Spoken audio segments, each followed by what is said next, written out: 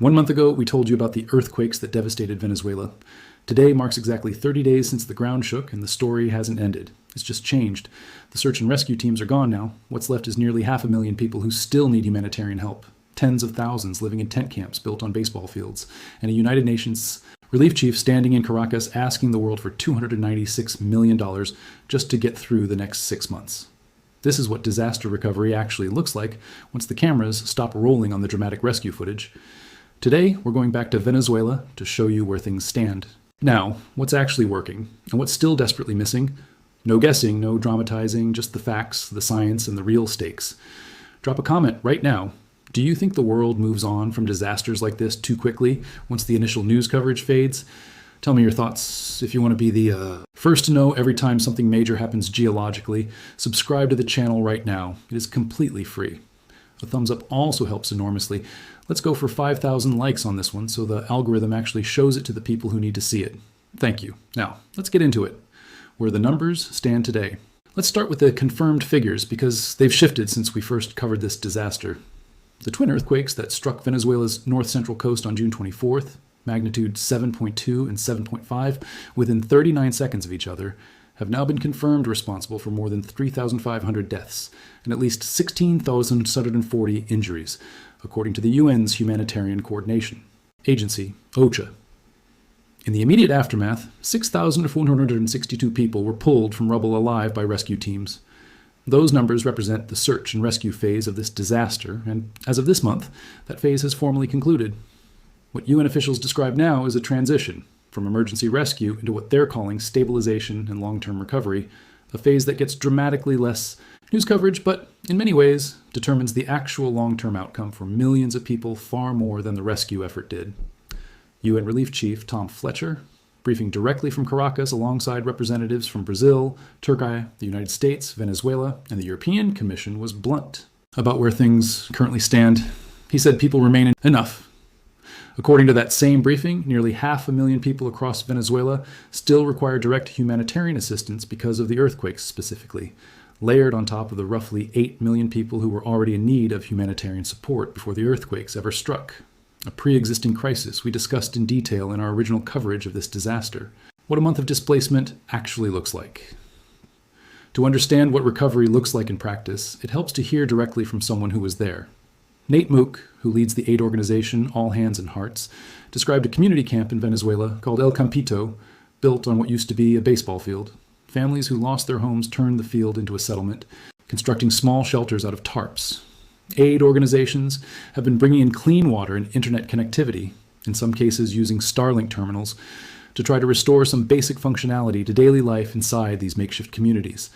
But displacement in a disaster like this isn't uniform. Mook specifically noted that alongside the people living in organized camps, there are also people still living on the streets near their original homes in cases where a house was damaged but not fully destroyed. Many residents in that situation don't want to leave. Their entire lives, their belongings, their memories are still physically inside those structures, even if the structures themselves are no longer safe. That reluctance to abandon a damaged home entirely is a documented pattern in disaster recovery worldwide, and it creates a genuine tension for aid organizations trying to balance immediate safety with respecting people's connection to what remains of their homes. Why recovery is moving so slowly? Several specific compounding factors are shaping how slowly this recovery has unfolded, and they connect directly to points we made in our original coverage of the earthquake itself. Damage to schools, health facilities, and water systems across the affected region has left entire communities without essential services, according to PBS News reporting from the 1-month mark. That kind of infrastructure damage doesn't just inconvenience people temporarily, it actively slows down every other part of the recovery process, since aid organizations need functioning roads, communications, and staging areas to distribute supplies effectively. Venezuela's pre-existing economic and infrastructure crisis, something we covered extensively in our original video, continues to compound every part of this recovery. The International Rescue Committee specifically noted that Venezuela has been seriously impacted by aid funding cuts over the past year, limiting the country's baseline capacity to respond to growing humanitarian needs even before this disaster struck. Multi-year resource constraints, combined with road closures, power outages, and ongoing communication disruptions, continue creating logistical barriers for aid delivery a full month after the earthquakes. The international response? 1 month. Despite these obstacles, a genuinely large, coordinated international relief effort has been underway since the earthquakes struck.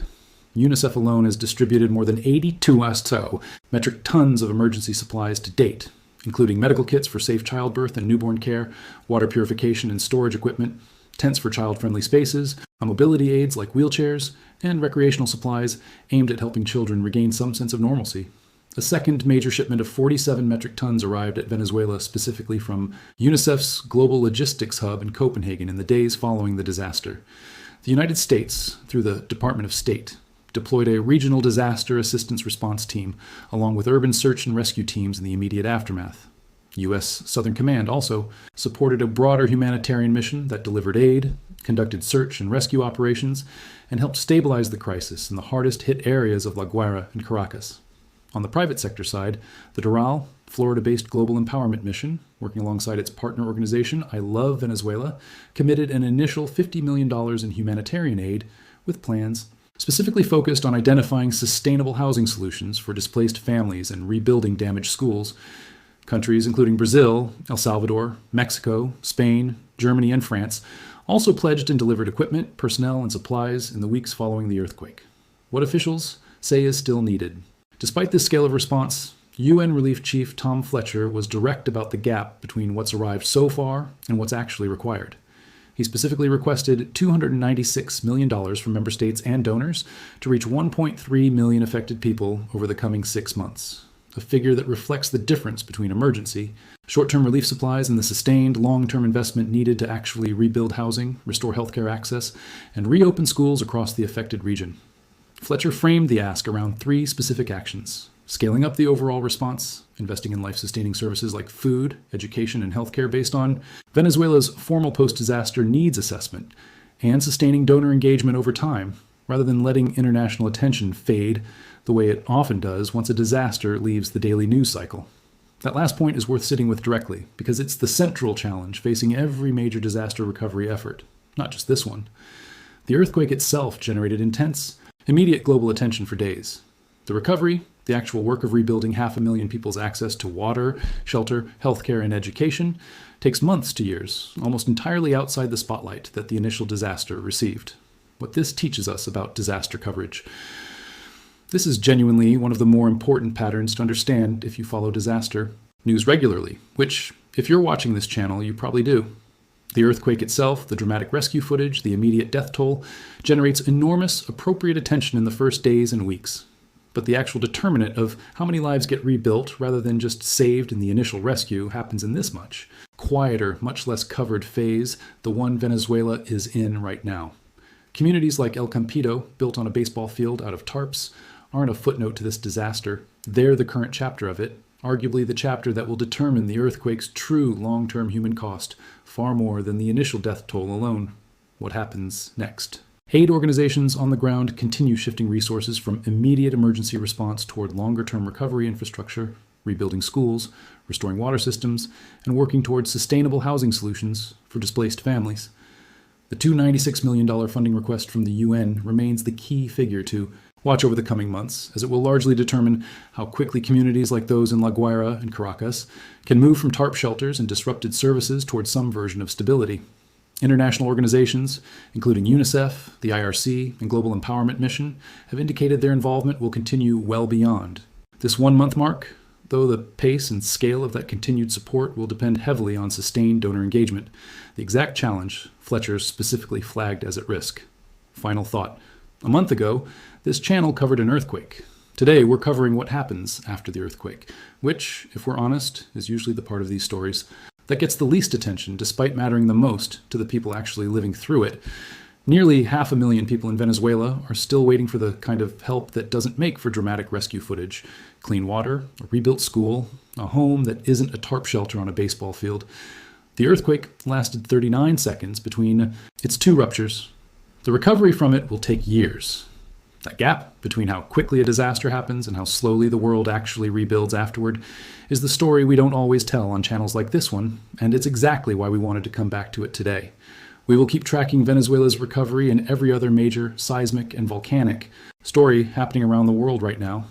Subscribe so you don't miss the next update. And leave that comment below.